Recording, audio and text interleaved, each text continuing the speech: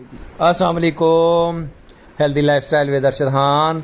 जी दोस्तों, ये डोगा मेडोज से ये सामने जो है मूसा का मसल्ला, ये सिरन वैली की जो है ना हाईएस्ट पीक है मूसा का मसल्ला। ये बिल्कुल बादलों में आपको सामने नज़र आ रहा है, बिल्कुल क्लोज करके आपको दिखाया है।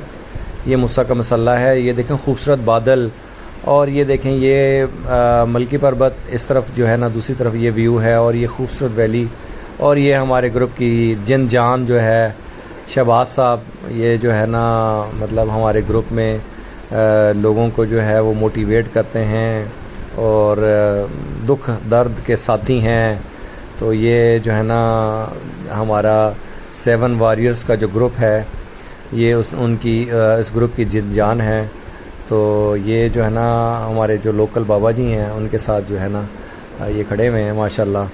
तो तमाम हम अपने दोस्तों से गुजारिश करेंगे कि हमारे वीडियो को लाइक और शेयर करें। जज़ाकल्लाह खैर।